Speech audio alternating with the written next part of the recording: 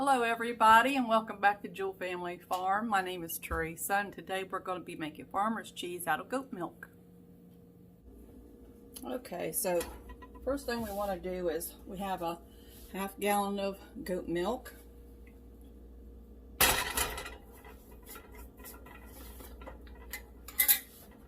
And we're going to warm this up to 165 degrees.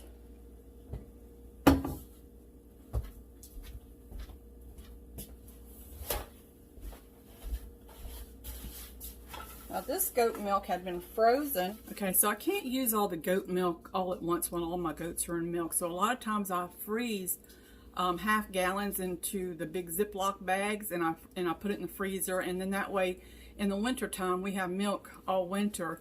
And I freeze enough so that I can make the yogurt and farmer's cheese or any kind of cheese that I might need.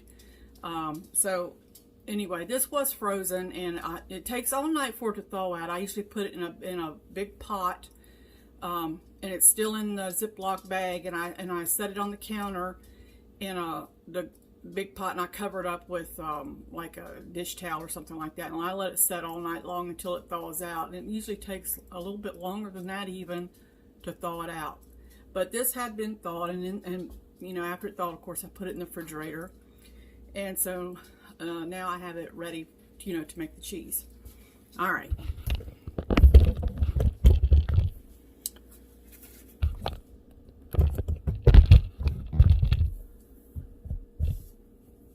All right, so we're gonna warm this up slowly, just like we did the yogurt, and we're gonna warm it up to maybe not quite as slow as we did the yogurt, the milk for the yogurt. This has to get to just before boiling, and you'll see little bubbles come up around it, and we'll check it with, of course, the thermometer. And right now it is 48 degrees. It's been sitting out for a little while. I had it sitting out of the refrigerator, getting a little bit warmer so I can warm it up faster. Okay, we'll check it again in a few minutes, and again, you'll need to stir this periodically, and so that it doesn't get the skim on the top. You don't want the skim on this either, so make sure you come over and skim it, and stir it, and also check the temperature quite frequently. But you know, this isn't as critical as the yogurt was, and I'll try to put a link up here for the yogurt. So this doesn't have to heat up as slowly, but you still don't want it to scorch. You don't want it to get too hot on the bottom. So we'll keep checking the temperature, and we want it to get to 165. All right, I'll be back. Okay, so it's been sitting on the eye for some time, and you can see there's still don't have any bubbles around here. Let's see what the temperature is. 88, so we got a little ways to go yet. So you just keep checking it and you keep stirring it.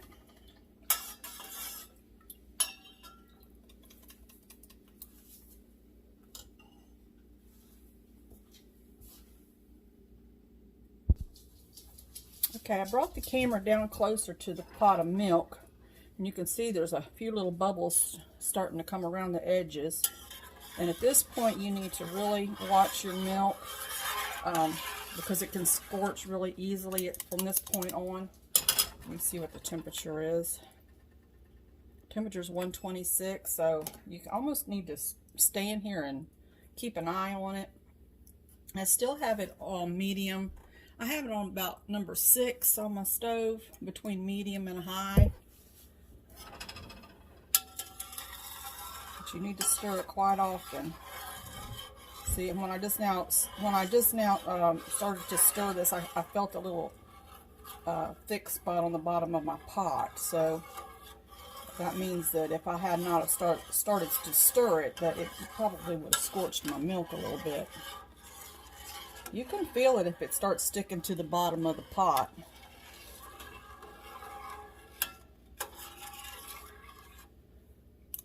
It's starting to get a little, I don't know if you can see it or not, but I can see it's starting to get a little frothy on the top of it.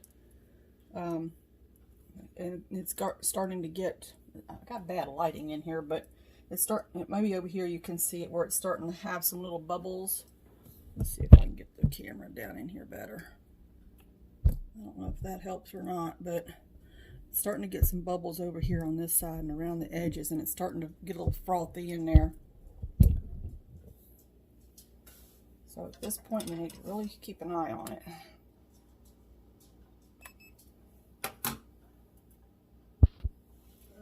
Okay.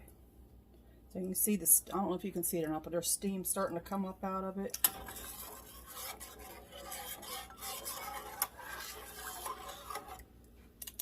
And if you don't have a thermometer, you know, you need to, this is what you're looking for, it to get these bubbles around it and start. You can see it frothing up in there. As you're cooking it yourself. So it's 140 right now.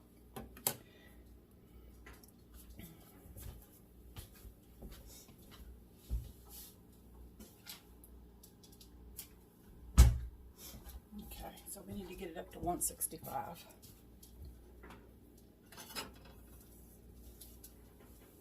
Just keep stirring it. Mostly you want to scrape, just make sure the bottom's not sticking. You want to make sure you're scraping the bottom of your pot. Go around, you know, next to the edges here too. Don't forget those.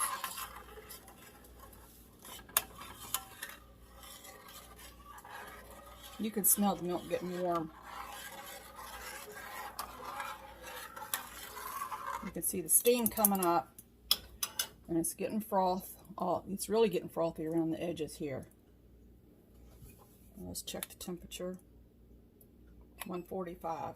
And we don't want it to boil, so I'm gonna get some pot holders.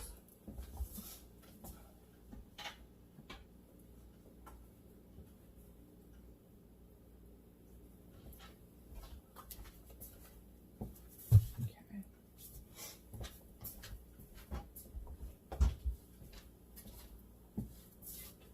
All right, let's check it. 147.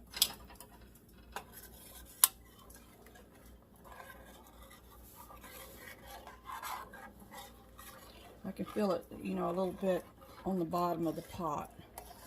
It will, you know, like, not scorch, but when you dump the milk out, it will have a little film of milk on the bottom.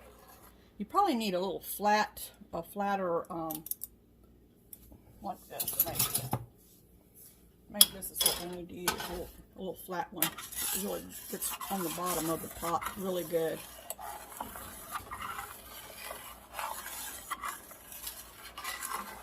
Keeps it from scorching. You see the froth on there? You can see the froth coming up. See?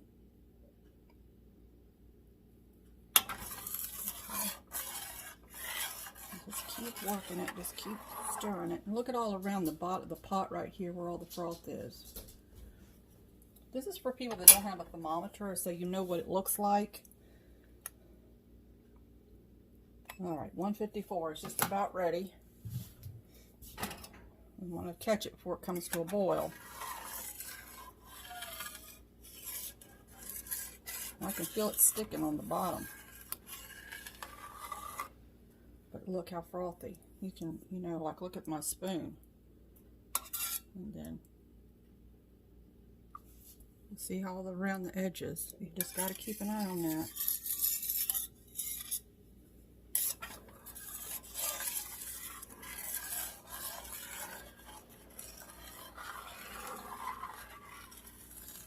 Alright, let's check it again. Because it'll get up there quick. Well,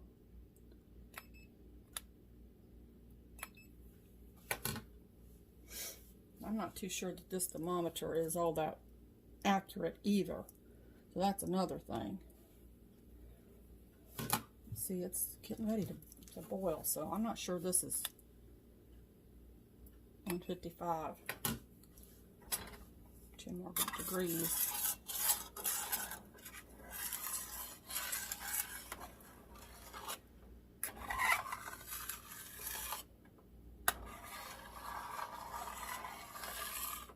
I have noticed though that my thermometers, if I use the one that actually goes down in the milk, compared to this one. They're not the same. Let me go get my other one.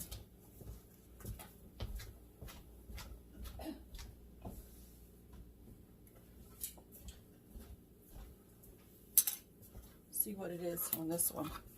You can't touch the bottom of your pot.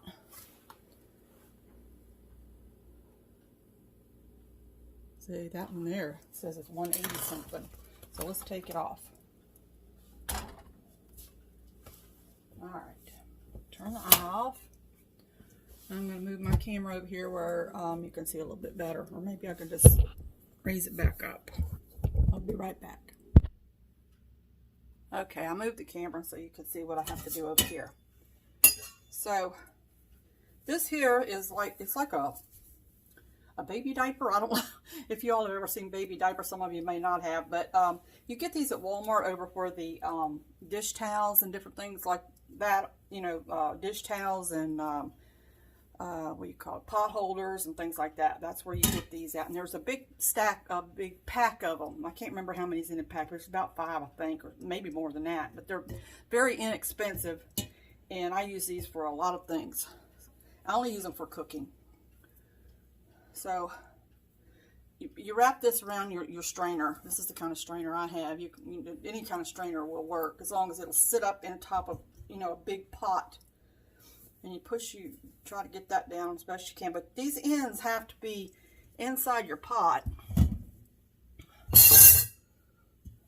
I mean, they don't have to be, I don't guess, if you're going to do it in the sink. That's just to keep it from running all over your counter, because if they were out, then you pour the milk in there, then it just runs, you know, all over your counter. Okay. Okay, so the next thing you need to do is we need to add the vinegar to the milk. And this is a 1/2 gallon.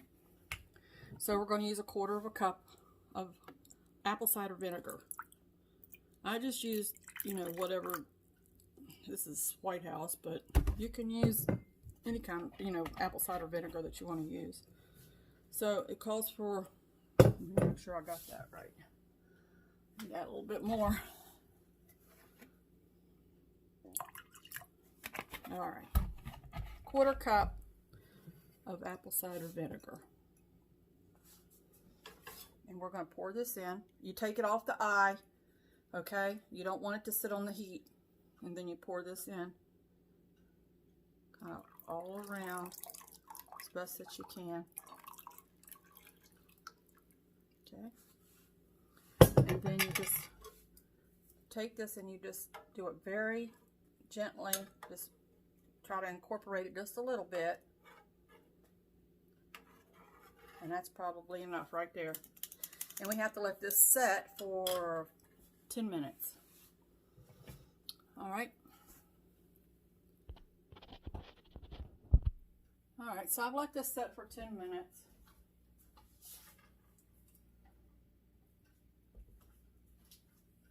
And this is what it looks like after 10 minutes. You can see it's clabbered up, got curds in there. We're going to pour it in this drainer. In the strainer, I should say. Strainer.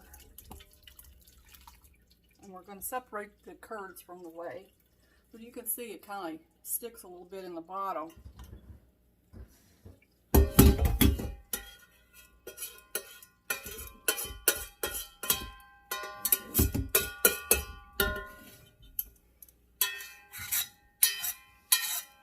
Get as much out as I can. Alright, so we're done with that.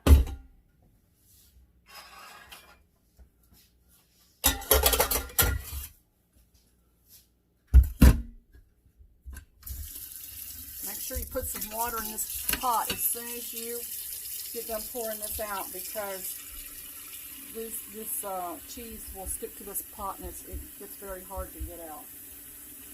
So we have to let this drain. So it's going to take quite a while to drain out. This is why you need a big pot, because there's a lot of whey that's going to drain out of there. I'll let this spoon off and use it. Alright. Now you can use cheesecloth also. It might drain a little faster if you use cheesecloth. But you can hear it draining.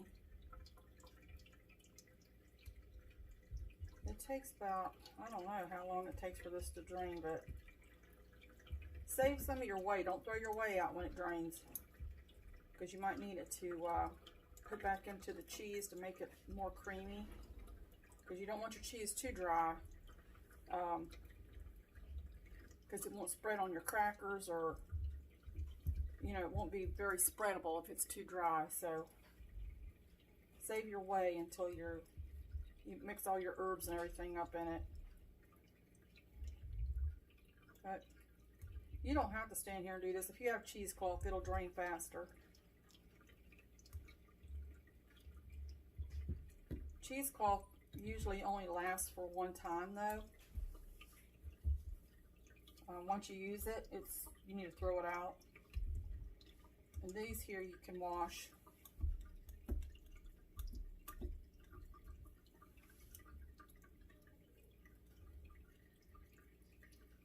So you just keep doing that for a while. You can see it's, you know, until it completely drains out.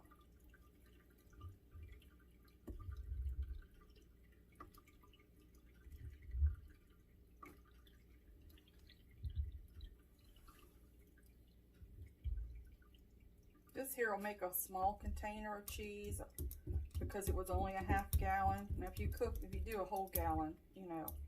Now if you do a whole gallon, you'll need ½ cup of vinegar. But since this was just if you do a whole gallon, you'll need ½ cup of vinegar. This was a ½ gallon, so we only use a ¼ cup of vinegar.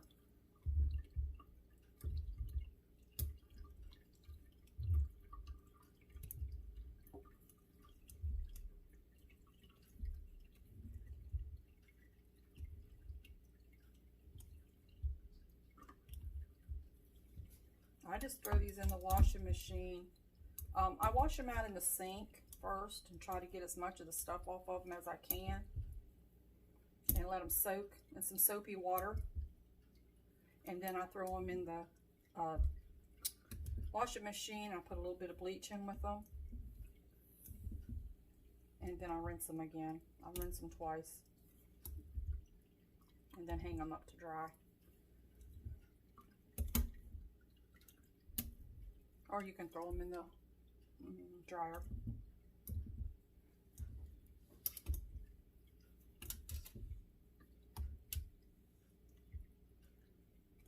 You drain pretty fast.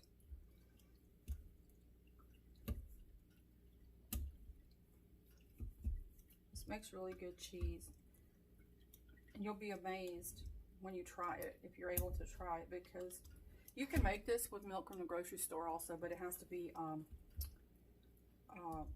full fat milk, you know, whole milk.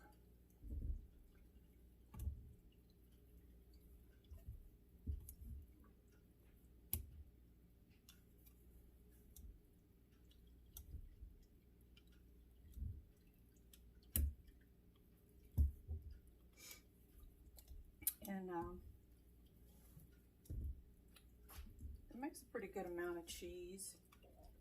Of course, a gallon will make even more, of course.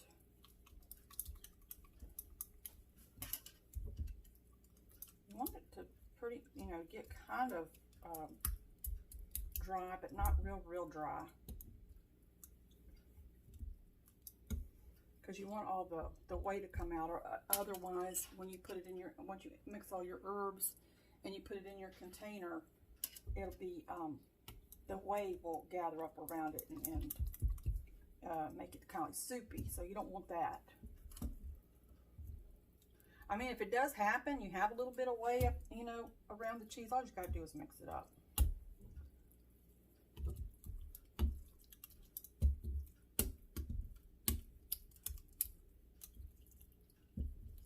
This is like cottage cheese too. This is how you make cottage cheese. And you just put it in a bowl and you add some cream to it, some salt or whatever you want to put in it, and it makes cottage cheese. So you make cottage cheese exactly the same way, except you add once you put it in your bowl, you add cream. Add some heavy cream to it, mix it up. Makes a nice, really nice cottage cheese. All right, so I think that's probably good.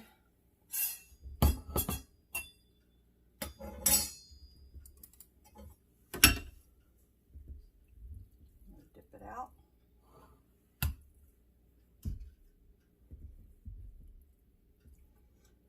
Now, if you have livestock, save your whey. Mix it in with your livestock feed, like in a bucket, you know, before you take it out, like maybe, you know, an hour or so before you take your feed out to feed to your animals. All right, so that I'm just going to throw in here. I'm going to clean that later. All right. And this is the whey that you have left. So save that for right now until we get done making this cheese. You might need it. And if you know, you can save it for other things too. You can put it in a quart jar and put it in the refrigerator. But this has got a lot of vitamins and nutrients in it. I mean, it's raw milk, you know, so it's got a lot of good stuff in it.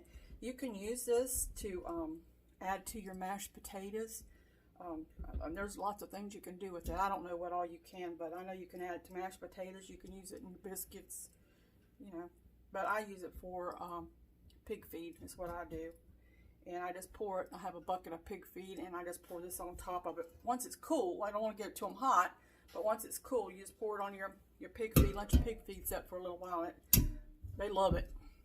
That is some good stuff. Okay. I'm going to move you over here so I can show you how to put it together. Okay, this is very versatile. You can use it for, you can make any kind of cheese. You can use different herbs, whatever you like. But this is what I like. So I like to put some garlic in it. I just use these powdered, what do you call them? Spices. Sorry. So I'm going to put like maybe a half of a teaspoon of dried garlic in there. I really like garlic. You can use fresh garlic. You can use minced garlic, you know, out of the refrigerator. I'm going to put some onion flakes in there. I usually put, a lot of times I do use fresh stuff. I'm going to use about a teaspoon of onion flakes.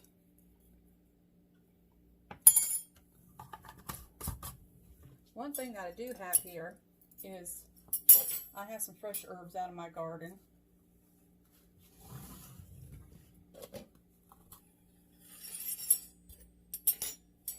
This is basil. I dried it. I picked it and dried it. You just take the big stem out, of course. Take any woody stems. Let me turn another light on. Well, that didn't help much. Let me turn another light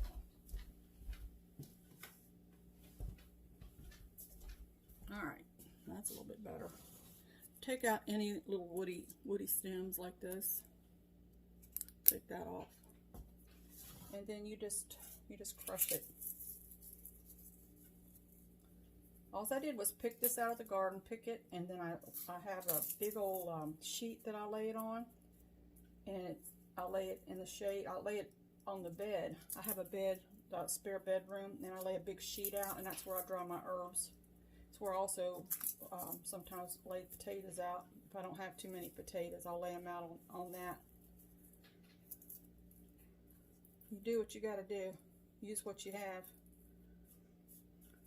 I don't have a building that I can dry them out on without, you know, rodents getting on it, so I have a spare bedroom that I use to do all that.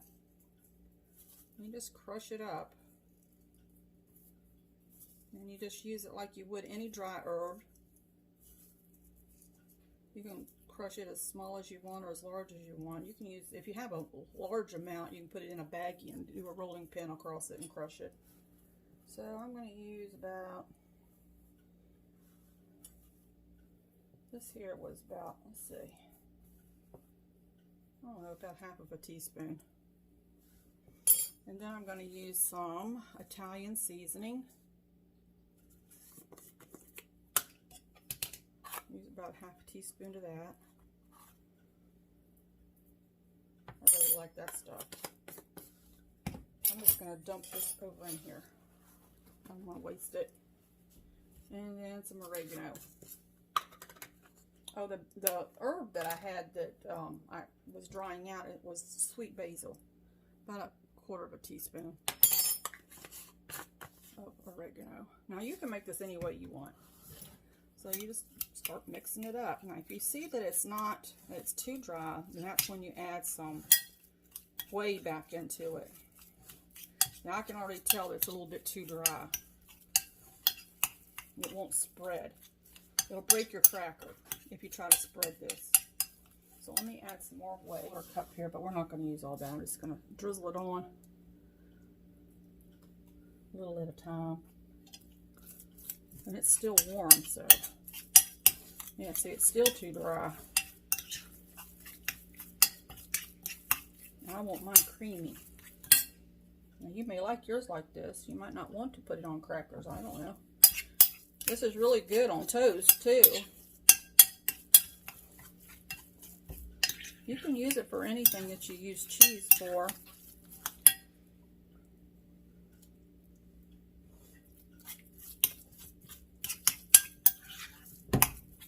And this takes it, you have to put it in your bowl and let it set up for a few hours, you know. Not set up, to marry all the flavors into it. So I added about a 1/4 cup of whey. Now that's making it a little more spreadable.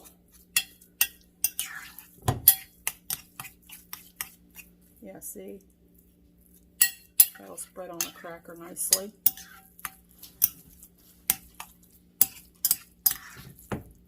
Oh yeah, that's nice.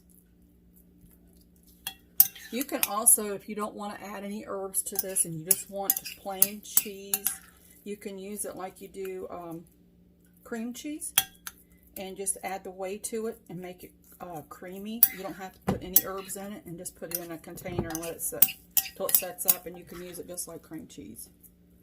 Look at that.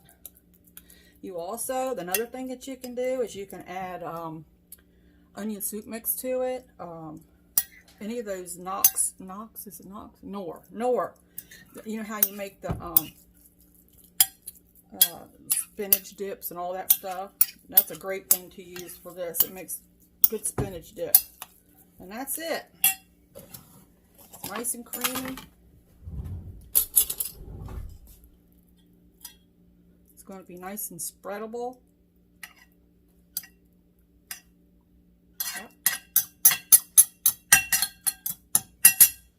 It smells great.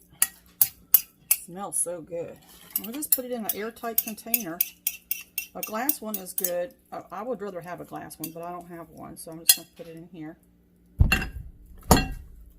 And that's it. You are done. Doesn't that look nice? It is so yummy. It really is. But like I said, you can use store-bought milk for this too. So a gallon of store-bought milk would use a 1/2 cup of vinegar. And you just put spices in it, you know. Let me turn this up. You just add spices, whatever you like. You know, whatever.